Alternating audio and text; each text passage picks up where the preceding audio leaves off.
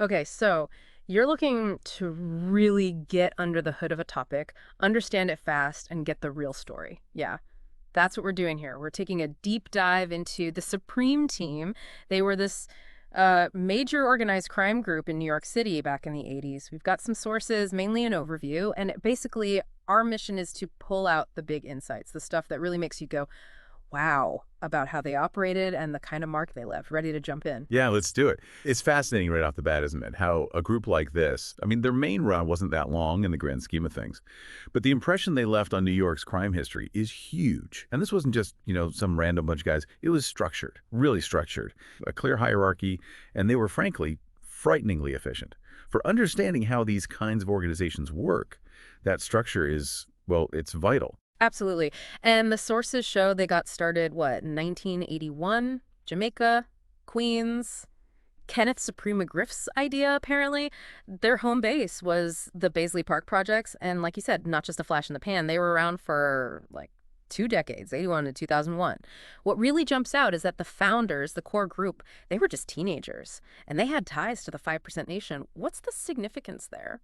Well, that 5% Nation connection, it's definitely more than just trivia.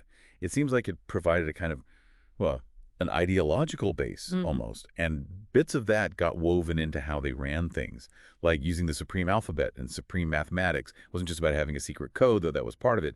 It also built this sense of, identity, like an exclusive club within the crew. It really shows how even abstract ideas can be, well, twisted and used to create bonds in really unexpected places like a crime syndicate. Right, right. A sort of internal lingo, a culture. And sitting at the top was McGriff, Kenneth Supreme McGriff. His nephew, Gerald Prince Miller, was second in command. Solid number two. But it sounds like they weren't getting their hands dirty on the street level directly. They set up these layers of cellars to, shield themselves. Plus, yeah, the armed bodyguards, they weren't messing around with security. Why all that insulation? Oh, that's classic organized crime 101. Insulate the guys at the top. You create distance between leadership and the actual street crime. The goal is always to avoid prosecution. If the lower level guys get picked up, they can't directly point the finger higher up, or at least it's much harder. It's calculated risk management. That's a big part of how these groups last as long as they do. Okay, makes sense. And their main business, the sources say, was crack cocaine, distributing it far and wide. But it wasn't just crack, was it? The list is long. Oh, yeah. Drug trafficking in general, armed robbery, murder, definitely murder, money laundering. And the scale, it's kind of mind-boggling. At their peak, what was it, 1987? Daily income supposedly over $200,000. 200 grand a day. What does that kind of cash actually buy you besides, fancy cars? Power, immense power. It lets you bribe people, officials maybe. It funds expansion into new areas. It gives you the resources to scare off rivals, silence witnesses, anyone who gets in the way. It's not just about getting rich personally. It's fuel for the entire criminal machine. And you have to think about how that kind of money could just destabilize whole neighborhoods. And yeah, like we said, this wasn't a peaceful business. Violence, murder, those are just tools of the trade for keeping control. Then things start to shift a bit. McGriff gets locked up in 89, right? Narcotics charge, gets 10 years.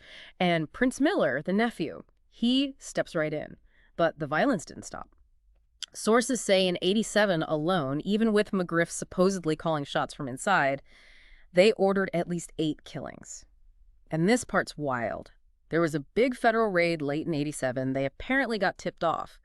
But the feds still grabbed a load of weapons, drug gear, documents, even some drugs and cash. What's that tell you? That even with a warning, they still got hit. It suggests a couple of things. Maybe their connections, the ones giving the tip-offs, weren't perfect. Or maybe, and this is more likely, the operation was just so big, so sprawling, you couldn't hide everything, even with a heads up. The fact that law enforcement still found significant stuff, it just points to the sheer volume of their business.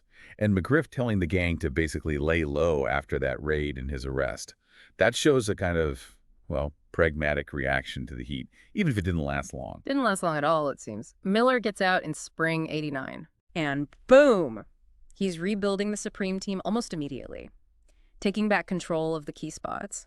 And he reorganized things too, didn't he? Gave specific jobs to guys like Arroyo, Hunt, Piniella.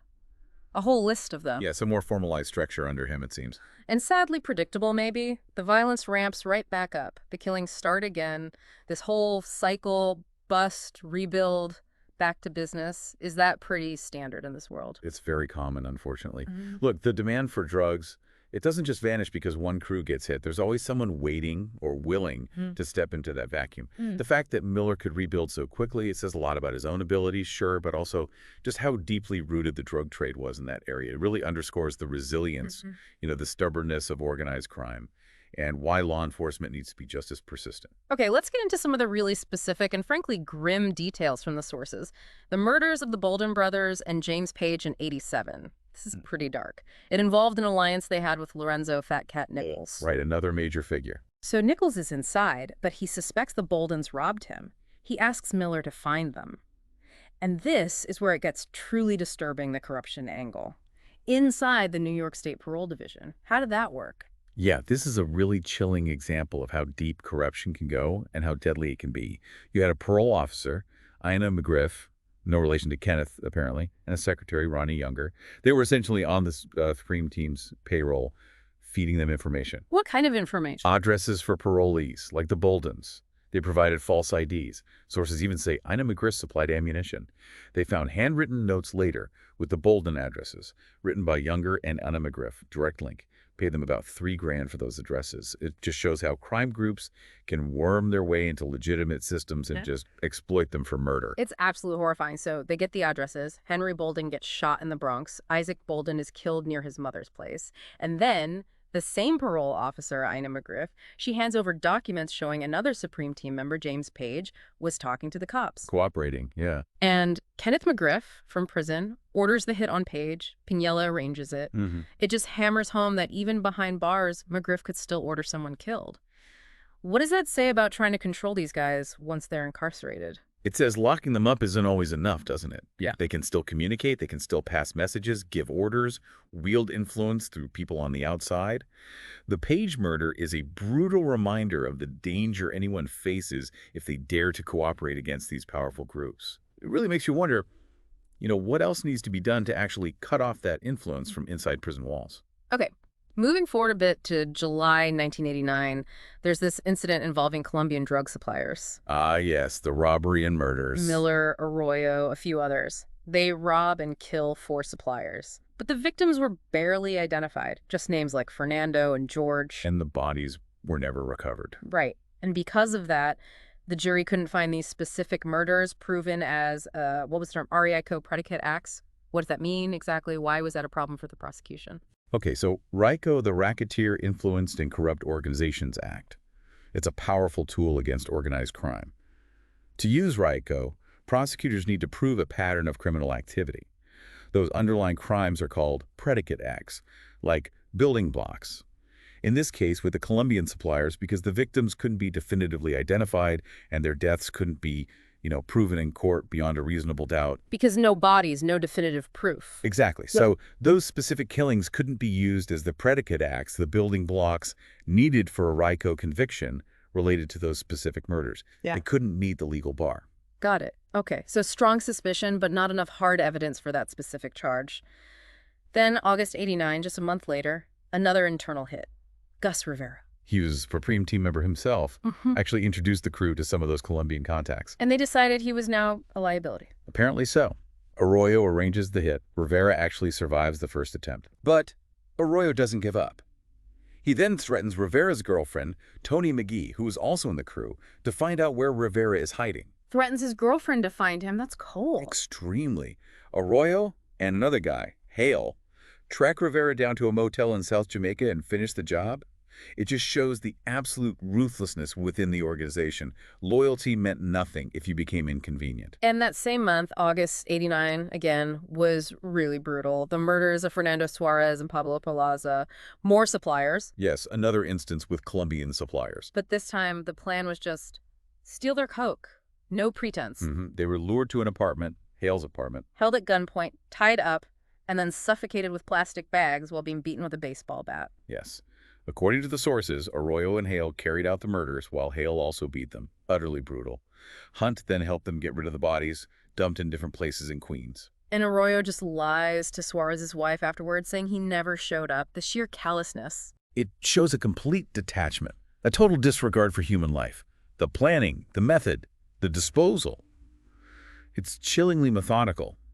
Dehumanizing their victims seems to have been standard practice. Okay, so eventually all this catches up. August 16th, 1996, that's when the big federal case file comes together, documenting everything. Yes, pulling together the evidence on the racketeering, the violence, the drug trade. And then finally, February 2007, Kenneth Supreme McGriff is convicted, federal court, racketeering, 2 murder-for-hire counts, drug trafficking, illegal money stuff. A whole raft of charges. He got life without parole, right. Avoided the death penalty, but still locked away for good. Seems like that really was the end of his run. The conviction was definitely the nail in the coffin for McGriff's leadership. A life sentence without parole effectively took him off the board permanently. Can't run things from prison quite the same way without any hope of release. It really demonstrates that even these figures who seem untouchable for so long, well, sustained, focused law enforcement work can eventually bring them down. And it's interesting, isn't it, that their story didn't just fade away. There was that documentary series, Supreme Team, directed by Nas, no less, came out just a couple of years ago. Right, premiered at Tribeca, then on Showtime. So the story keeps getting told, keeps finding an audience. Yeah, and these kinds of documentaries, they can be important, right? They remind people of the reality of this stuff, the impact it had. It lets a new generation maybe understand what went down, though it's always crucial to remember these aren't just stories. They involved real people, real victims, real suffering. Absolutely. So wrapping this up, if we boil it down, what are the really key things to take away from this deep dive into the Supreme Team? I think you see the story of a group that rose incredibly fast, fueled by the crack epidemic in the 80s. Their success was built on a combination of, well, business-like structure, that internal code and hierarchy we talked about, and just brutal, ruthless violence. And ultimately, it shows that deep connection between large-scale drug trafficking, the violence needed to control it, and the corruption that helps protect it. But it also shows that pressure, sustained legal pressure, can dismantle even powerful criminal groups. Yeah. And maybe a final thought for everyone listening. Think about the conditions that let groups like this rise up in the first place. What allows these criminal enterprises to take root and grow so powerful? Are there weaknesses in society, economic factors, maybe institutional gaps they exploit? And what's the long shadow they cast? What's the lasting impact on communities, even years after the headlines fade? Something to chew on regarding organized crime and how we see it, even in media portrayals. Okay, that was quite the dive. Thanks for joining us.